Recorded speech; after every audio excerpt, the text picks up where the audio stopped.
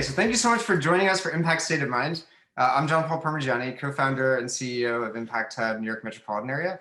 Impact Hub New York Metropolitan Area is a nonprofit supporting entrepreneurs and change makers through programs designed to help impactful ideas succeed. Impact State of Mind is a virtual series created to support innovators during the COVID-19 crisis, which hopefully will be ending soon. So thank you so much for joining for today's session. It is a true honor to have with us Cody Eckert, who is the Director of Global Operations at MUN Impact. And for anyone who has ever participated in Model United Nations, this is one of the thought leaders who's now taking that and making it more actionable towards the 2030 Sustainable Development Goals. So really honored to have you with us today, Cody. Thank you so much for having me, John Paul. So I was wondering if you could maybe kick us off by telling us a little bit about you. Who are you and how did you come to this work? Who am I? So my name is Cody Eckert. Born and raised in California, did my undergrad at Berkeley, lived in Asia for about 5 years, China, Indonesia, India, Singapore, got a lot of international exposure that way. Then I lived in DC for a few years, and while I was there, I became more involved in this global MUN universe, the Muniverse.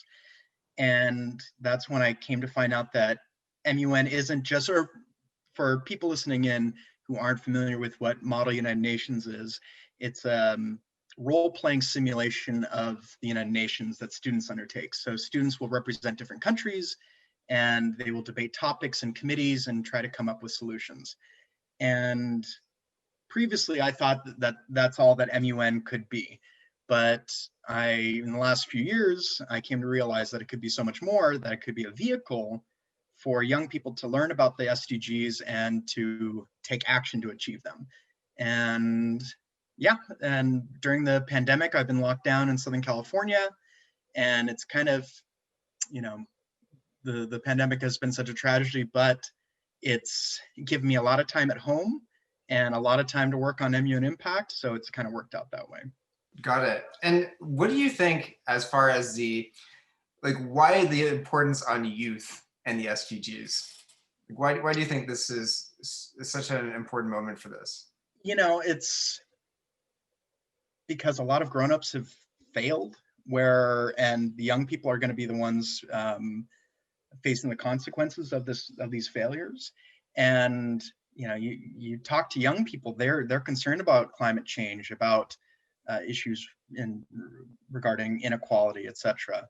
And what I like to say about MUN Impact and about especially interacting with students engaged in Model UN is I think about how if you were to go to your high school's campus and just to stand in the middle of the quad and say, hey, who's interested in contributing to achieving the Sustainable Development Goals or learning about them, more than likely somebody will spit their gum at you or something. But if you go into the MUN classroom and talk to the MUN kids specifically, they're already engaged in these issues. They're already learning about them, and the pump is primed. So yeah. And why have you guys focus in on the SDGs? The SDGs are everything. I'm all about the SDGs, but they are the framework. There's nothing that matches it. There's nothing that can compare to the Sustainable Development Goals in scope, breadth, engagement, etc. For building a better world. And it's not just building a better world, it's building a survivable world. The challenges that we're faced with are incredible, and there's nothing else that can compare to the SDGs. And do you find young people are embracing them, or is there a curve to getting them to understand them? Do people vibe with that? I know that the UN has worked with people across the world to develop these goals, to figure out what the goals should be and what the specific measurement areas within the goals should be and so forth. And so, they were trying really hard to develop a culture around it. And I think in some pockets we've seen that develop, but I'm curious from the younger generations, which at this point, as I get older, I become more curious about how young people are viewing the world. What do they see?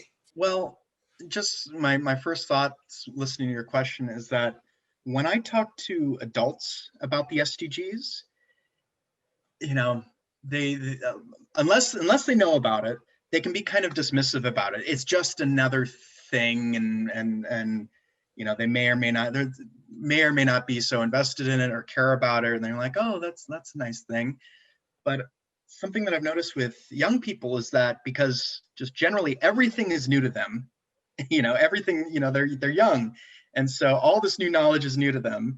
And so when they hear about the SDGs, they're like, oh, what's that? What is this about?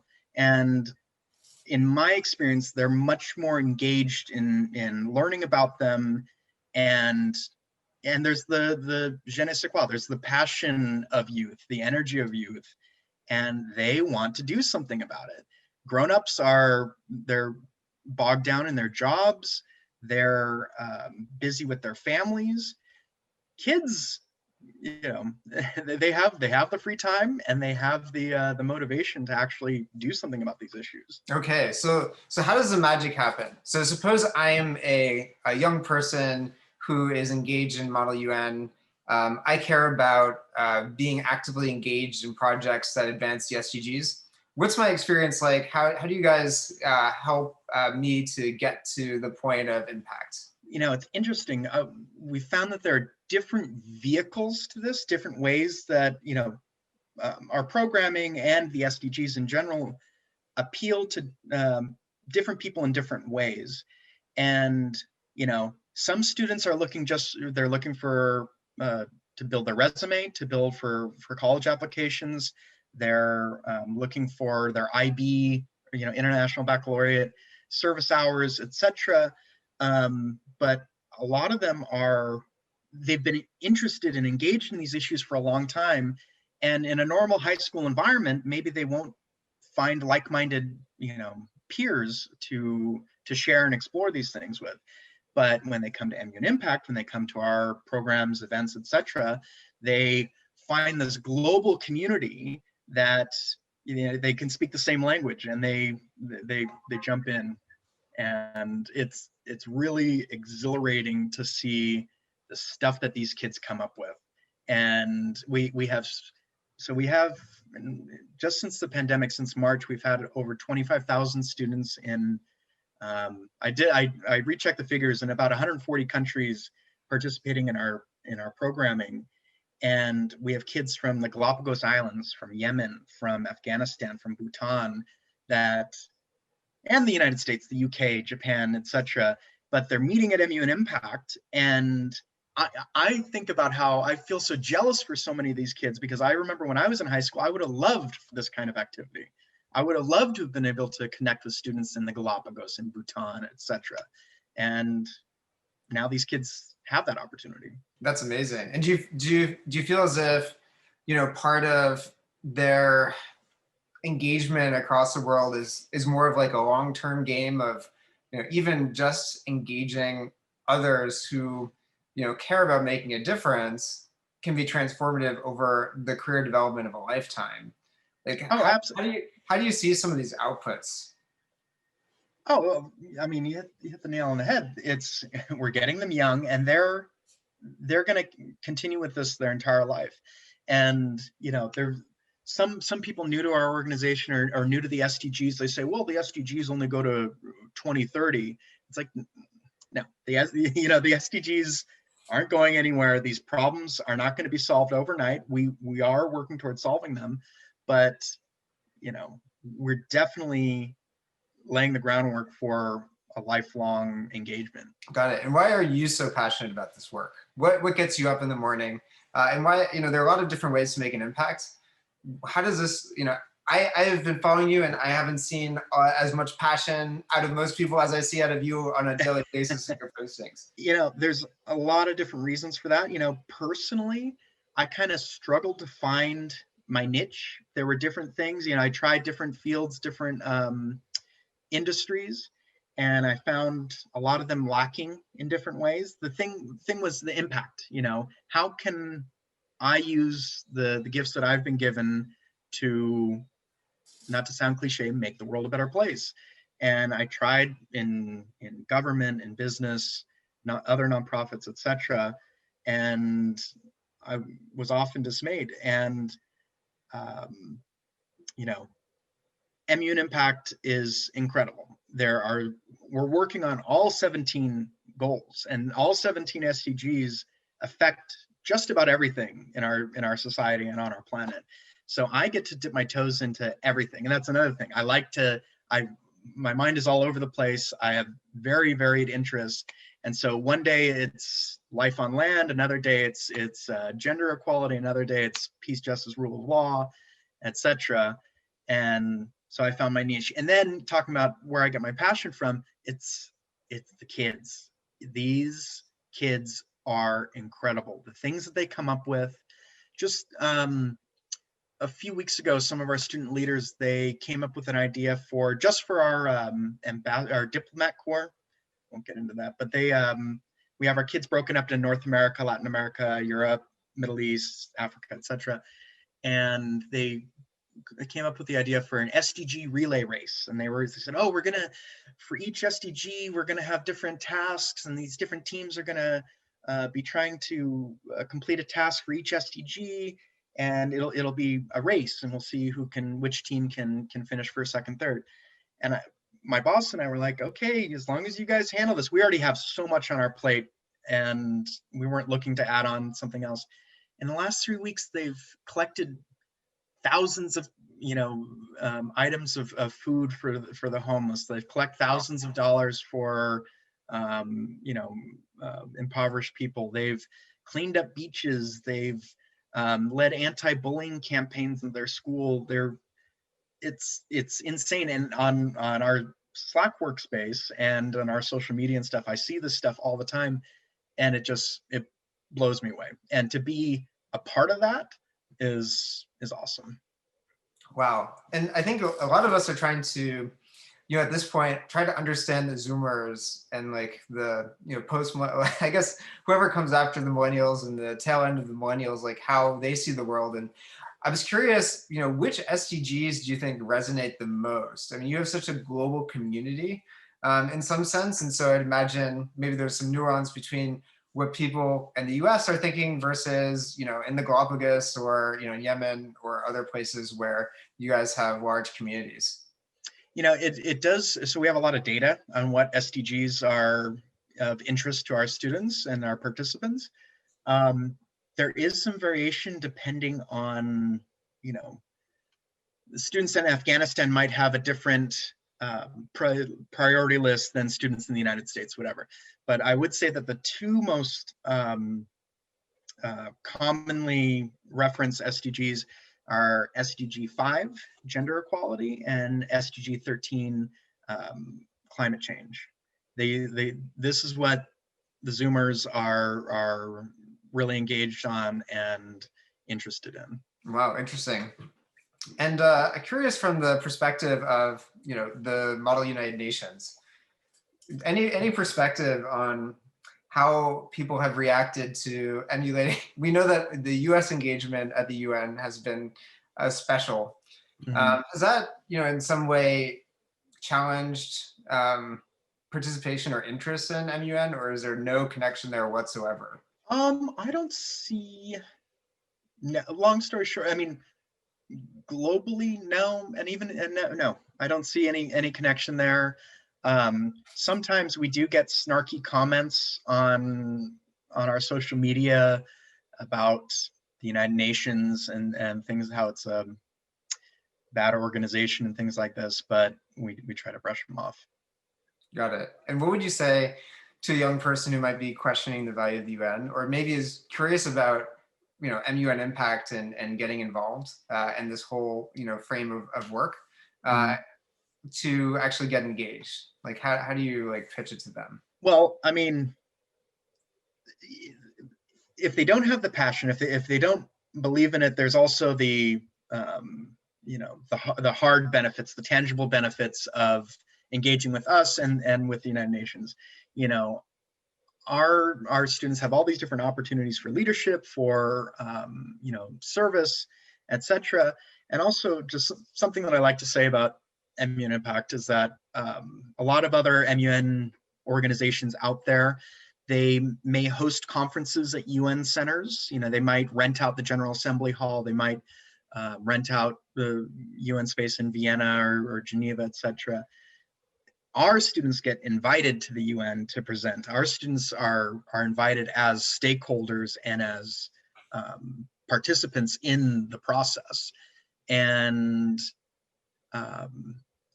so if they don't have the heart or the spirit to believe in it, the actual tangible benefits of joining us and engaging with the UN are real. Got it. So this has been obviously, you mentioned engagement at the UN and so forth, and this has obviously been a very strange year. What are some of the unique 2020 challenges that you guys have had, and being able to capture the opportunity to engage across the world in such a way that maybe people who are participating have their own challenges. Maybe you guys are seeing like any learning curves on the total virtual presence and strategy that you guys are fulfilling. What's been the tough spot in 2020 in particular? Yeah, well, you can expand that out a bit too. Well, it's interesting because actually MUN Impact was born as online Model United Nations, OMUN, in 2011. It was the first, our executive director, founder of MUN Impact, Lisa Martin, she started OMUN in Jordan in, I believe, 2011, and it was the first and only online MUN program for a long, up until 2020, basically. And a couple years ago is when we created MUN Impact and made OMUN a program of MUN Impact. But we made our bed on the online space, and so that's where we've always felt comfortable in. And so for the pandemic to hit when it did, and for everybody around the world to be going online, hopping on Zoom, trying to figure out all this stuff, we were already like, well, we know this stuff. The challenge has been we have just exploded in size, and it is overwhelming on a day-to-day basis of everything that is happening in the organization, because our students have their initiatives, we have all of our initiatives, we have our long-term initiatives, etc. And there's just so much going on because everybody's going online. And so it has been challenging to keep up with everything. Wow, yeah, 25,000 people sounds like that's a true management challenge there. And 25,000 young people. And, I waxed poetic about how wonderful our students are and how wonderful it is working with youth. But at the same time, there's challenges. They're young people. They're lacking in some experience. So sometimes, they'll get all fired up and excited about something. Oh, we're going to do this. We're going to do that. And us grown-ups at the table have to say, okay, guys, let's kind of mold it into this area and try to move forward on this. Totally. And what about for next year? How many are you hoping for 2021? In fact, double, because more and more people are finding out about us. And it's like on one of our email accounts that I track, it shows we get notifications whenever we get new signups for things. And I almost try not to check that email address because it's always full of new signups. And people are finding out about it. Yesterday, I was interviewed by a journalist in Romania about our MUN at Home program, and the word is getting out.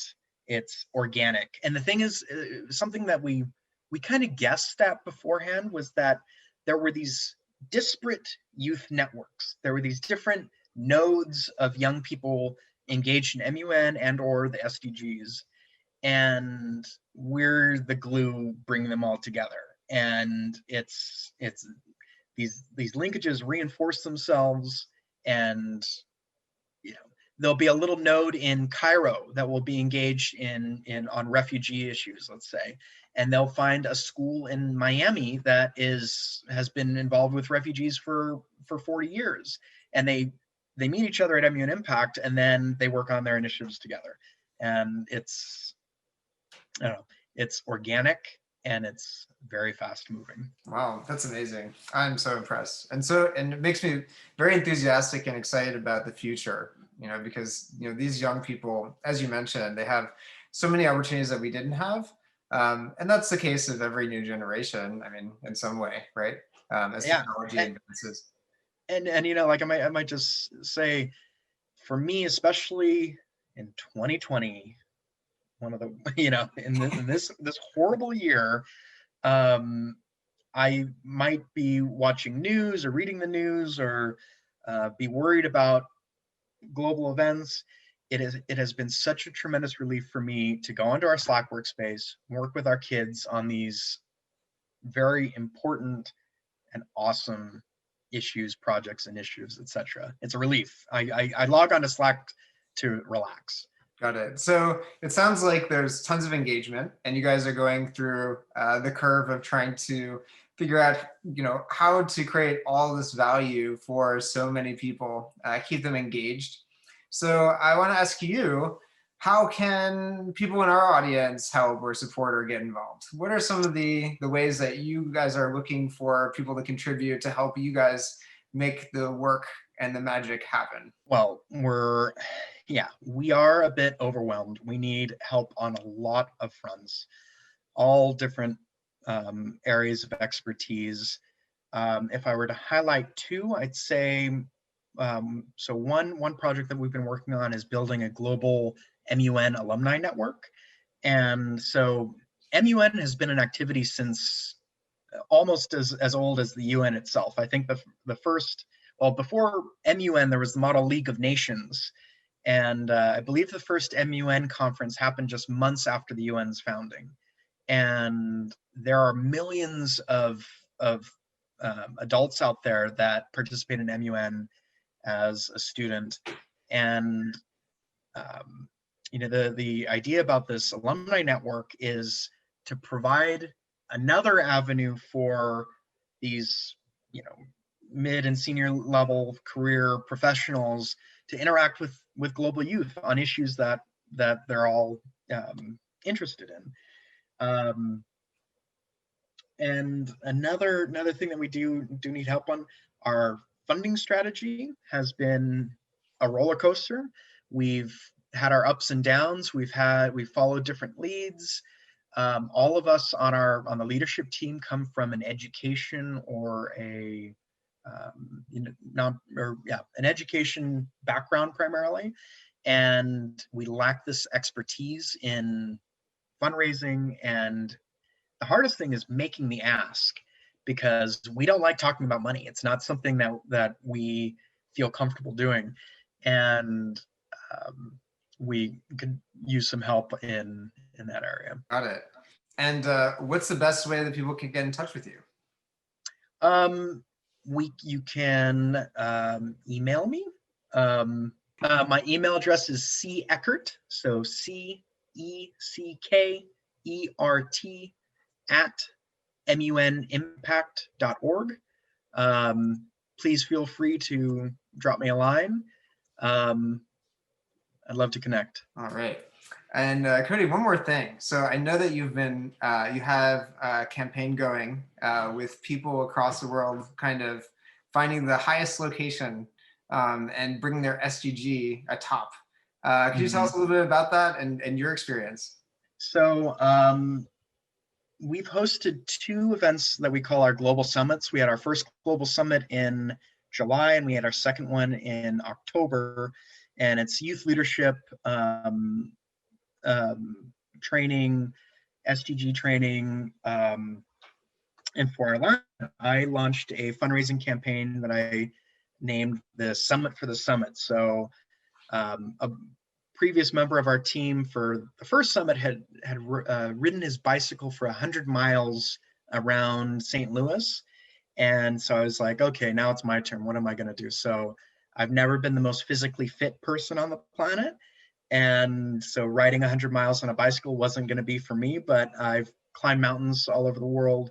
So I decided to climb a mountain nearby called Mount Baldy, near me in Southern California. And so I set off to do that. And I actually summited the summit on on Halloween, October 31st. And like I said, I've climbed mountains before, and I thought this was going to be another, small hike, and it was much more.